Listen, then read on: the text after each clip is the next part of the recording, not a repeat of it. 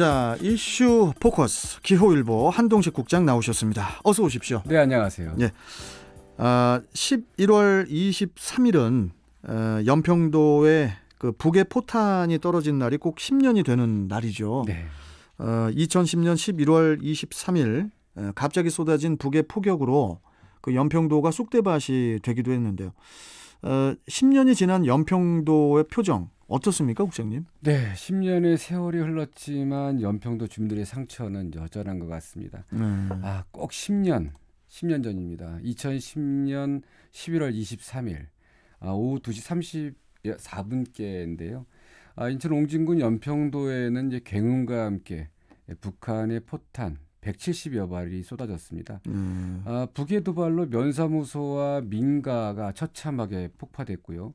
그리고 매캐한 화약 냄새와 검은 연기가 1,300여 명이 사는 작은 섬을 덮쳤습니다. 북의 무차별 포격으로 우리 해병대원 2명과 민간인 2명이 목숨을 잃었고요. 부상자도 60여 명이 나왔습니다. 그리고 주민 1,300여 명은 북의 또 다른 도발을 우려해서 어선의 몸만 겨우 싣고선 인천 무트로 도망치듯 빠져나왔는데요.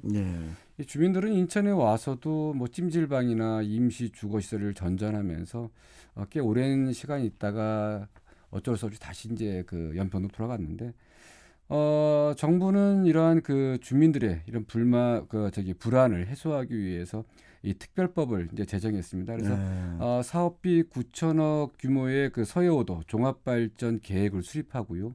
그리고 연평도 등 서해 5도를 살기 좋은 섬으로 만들겠다 이렇게 이제 약속도 했습니다.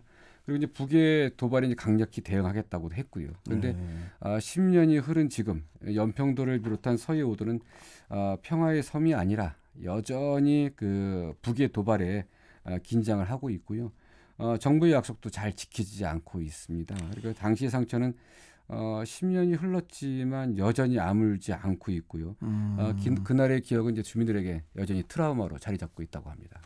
아니, 그 정부의 약속이 제대로 지켜지지 않고 있다. 도대체 어떤 약속이 지금 지켜지지 않는 거죠? 일단 정부는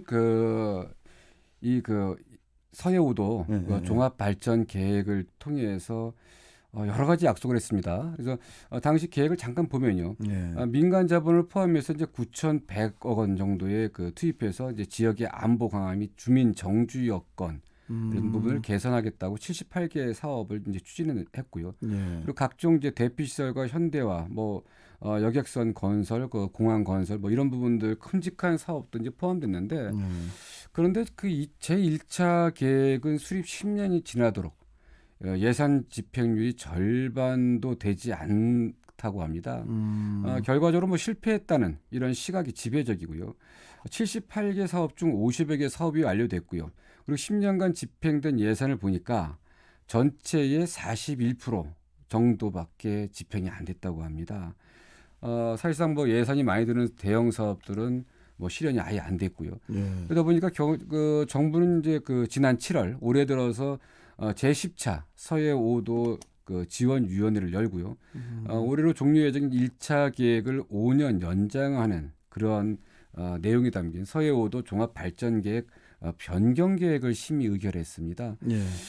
그럼에도 이제 잦은 선박 결항으로 인한 이 부분 안보 역량 강화라든가 이런 부분을 위해서 이 백령공항 건설 사업 이런 부분도 있었고요. 이런 게 지금 답보 상태이고, 그리고 서해 5도에 3m 이상 그 파도에도 이제 운항할 수 있는 2,000톤급 이상 여객선 도입, 그리고 이 광 케이블 설치 등 이런 부분들은 이 정부 부처와의 협의 불발로 이 난항 겪고 있는데, 여기 보통 이제 서해 5도, 그러니까 연평도를 포함한 서해 5도에 사시는 주민들에게 이 정부나 지자체는 항상 그런 말을 합니다.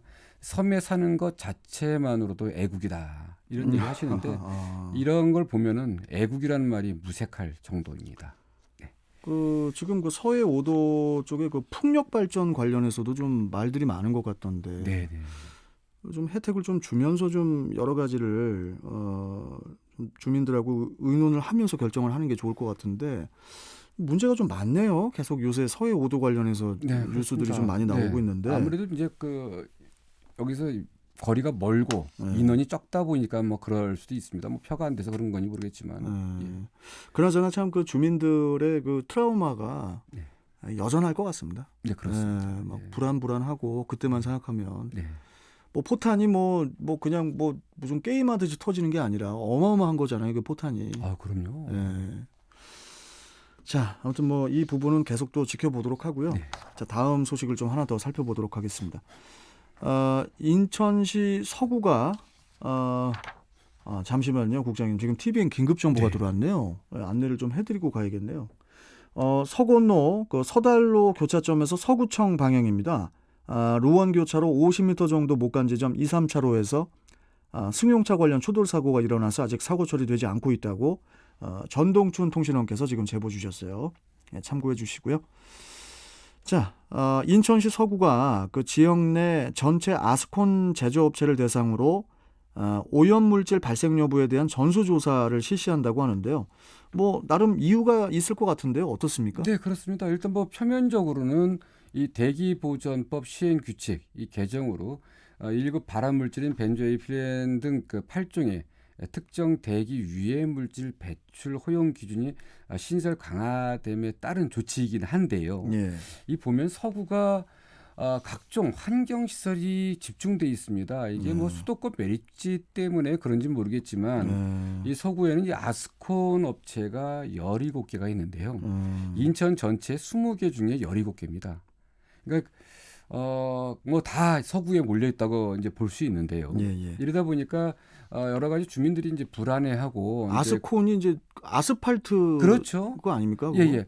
지금 이제 걱정되는 거는 이 공장에서 그 가동하면서 이런 이 벤조에이필렌 같은 이제 그 발암 물질이 배출된다. 이제 그런 우려들이 있기 때문에 주민들이 걱정하는 거거든요. 아스팔트에 발암 물질이 있다라는 얘기는 저도 들어봤거든요. 그래서 그래가지고 일단 뭐 서구는 이 부분에 대해서 그 동안에도 이제 점검을 계속했습니다. 그 최근 2년간 뭐 대기 및 악취 분야 총 132회를 점검해서 22개 업소를 적발하고 이에 대한 이제 조치를 취하면서 특별 관리를 해오긴 했는데. 근데 최근에 이 아스콘 업체에서의 그 발암 물질 배출이라든가 여러 우려들이 좀 나오면서 그 좀 더 강화해야 되지 않냐 이런 부분도 좀 나오고 있어서 아마 서구에서 일단 전수 검사를 실시하겠다 하는데 서구의회에서도 이 아스콘 공장에 대한 우려를 나타내면서 그러겠죠. 오늘 서구의회 최규슬 의원이라고 있습니다. 이분이 이제 서구 아스콘 공장 환경 단속 촉구 결의안을 제출했는데 이 부분을 서구에서 하는데 아까 좀 전에 말씀드린 것처럼 서구는 인천 지역 22개 그 아스콘 20개 아스콘 공장 중에 17개가 집중되다 보니까 아무래도 주민들의 그런 걱정이 크다고요. 그래서 의회에서도 이렇게 좀 나섰는데 제조업체들이 그냥 어떻게 서구에 다 있나요? 이 환경 관련된 거는 서구에 다 몰려 있는 것 같습니다. 지금 보면 그러니까 서구 주민들이 그런 불만. 그러니까 수도권 매립 단순히 수도권 매립지에 대한 불만 이게 아니라 매립지가 있다 보니까 그 처리 시설들 이게 좀 같이 몰릴 수밖에 없는 이런 부분도 있는 겁니다. 인천에서는 그 서구에 사시는 분들께 좀 고마워해야 될 것 같다라는 그런 생각도 좀 드는데, 근데 뭐 일단 뭐 지금 뭐 인천에서도 이제 자체 매립지 선정을 해서 또 추진을 하고 있으니까 나중에는 또 서구가 어떻게 또 좋은 소식들이 또 들릴지 그렇습니다.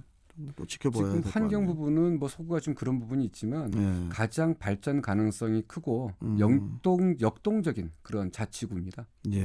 알겠습니다. 자, 아무튼 오늘 말씀은 좀 여기까지 듣고요. 또 월요일에 또 뵙도록 하죠. 고맙습니다. 네, 감사합니다. 자, 이슈 포커스 기호일보 한동식 국장이었습니다.